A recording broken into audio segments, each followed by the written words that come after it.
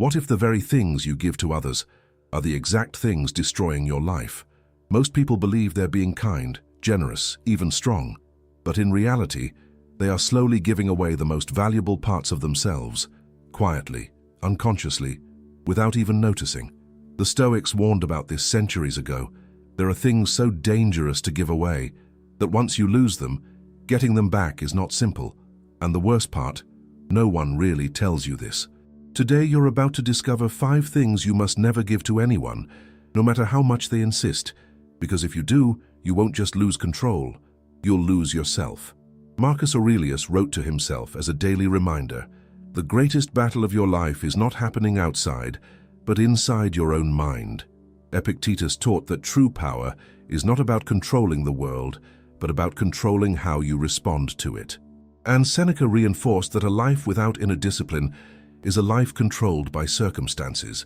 What they understood is that there are invisible boundaries which, once broken, begin to drain your energy, your identity, and your peace. And most people only realize this when they're already exhausted, confused, and lost. Thing 1, your peace of mind. Someone comes to you with drama, problems, chaos, and without realizing it, you step into that storm. You begin to worry, lose sleep, and carry a weight that was never yours. And deep down you tell yourself, "I'm being a good friend." But you're not. You are sacrificing your peace for someone who doesn't even protect their own. Marcus Aurelius said you have power over your mind, not over external events. Other people's chaos is not your responsibility. A disciplined man listens, but he doesn't absorb. He supports, but he doesn't drown with them. Your mind is like a garden. If you allow anyone to plant seeds of anxiety there, don't expect to harvest peace. Protect your peace, because in the end, it's the only thing that is truly yours. Thing 2, your time trying to prove yourself. People will question you, doubt you, ask you to explain, justify, defend, as if you are constantly on trial.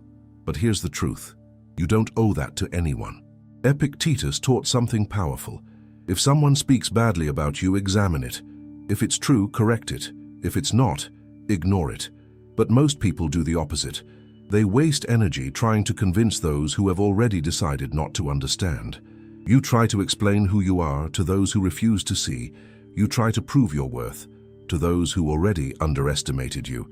And in doing so, you lose time, energy, and peace. A disciplined man understands. Those who demand constant explanations will never be satisfied by them. Stop justifying yourself to people who have already chosen not to understand you. Thing 3, your self-respect in exchange for acceptance. This one is subtle, but destructive. You want to be liked, to belong, to avoid rejection, so you adapt, you shrink, you become less. You laugh at what you don't find funny. You agree with what you don't believe. You tolerate what makes you uncomfortable. And in the end, people may accept you, but it's not really you. It's a reduced, edited, weakened version. Seneca said it is not the man who has too little who is poor, but the one who craves more. And when you trade your self-respect for approval, you enter an emotional debt that never ends. A strong man would rather be alone and whole than accepted and empty. Because the moment you abandon yourself to fit into other people's lives, you stop existing in your own. Let me pause for a second and tell you this. If this kind of message is helping you see your life more clearly, subscribe to Stoic Spring. Your life improves when you build the habit of protecting your inner peace and growing in emotional maturity every single day. Thing 4, your forgiveness, given without wisdom. Forgiveness is not weakness. In fact, it's one of the strongest things you can do. But most people misunderstand what forgiveness really means. They think forgiving someone means letting them back in, trusting them again, acting like nothing happened. That's not forgiveness. That's a lack of boundaries. True forgiveness is internal. It's a decision to release anger, resentment, and emotional weight, so it doesn't destroy you from within. Because the longer you hold on to resentment, the more power it has over you. But here's what most people ignore. Forgiving someone does not mean giving them access to you again. Marcus Aurelius understood human flaws, but he also practiced awareness and self-protection. You can recognize that someone acted out of ignorance and still choose distance.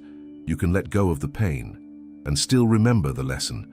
A disciplined mind forgives because it seeks peace, not because the other person deserves it, but a wise mind observes patterns, and if someone shows you who they are again and again, your responsibility is not to keep exposing yourself, it is to protect yourself. Forgive in your heart, but protect your life with your actions. That's not a contradiction, that's maturity. Thing 5, your loyalty to the wrong people.